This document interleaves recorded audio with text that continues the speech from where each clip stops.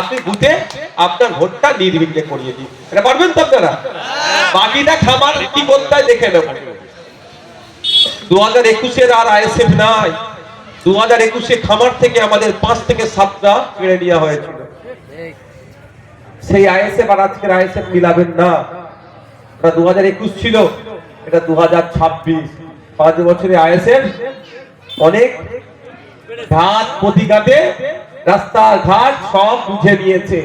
কাকে কোন ভাষাতে জবাব দিতে হবে গণতান্ত্রিক প্রক্রিয়াতে আইএসএফ ভালো করে বুঝে নিয়েছে। আপনারা নিশ্চিন্ত থাকুন।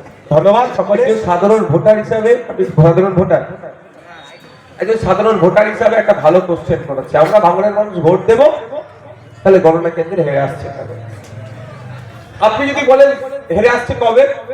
2024-এ। 2021-এ কিন্তু হেরে আসেননি। কি এসেছেন? আপনি ভোট দিয়েছেন, আপনার ভোটটা সুরক্ষিত ছিল, রাখার দায়িত্ব আমার। 2024-এ আমরা একটা পরীক্ষা করেছিলাম, এক্সপেরিমেন্ট, যে ক্যালকাটা পুলিশ হয়েছে। ক্যালকাটা পুলিশ হয়েছে, ক্যালকাটা পুলিশ কতটা তার সুনাম ধরে রাখতে পারে, সেই জন্য আমরা একটা কি করেছিলাম, একটু আমরা ধীর গতিতে ছিলাম। আমরা অনেক গ্যাপ ফাঁকা কি আছে দেখে নিয়েছি। এতটুকু বলতে পারি, ধানচিহ্নকে আপনি ভোট দেবেন, ধানচিহ্নকে আপনি ইভিএম মেশিনে ভোট দেবেন, আর ধানচিহ্নর কাজ হবে আপনার ভোটটা সুরক্ষিত রাখা। গণনা কেন্দ্রে আপনার ভোটটাকে সুরক্ষিত রেখে গণনা করিয়ে আপনাকে বিজয়ীর হাসি হাসানোর দায়িত্ব ধানচিহ্ন কাঁধে তুলে নেবে।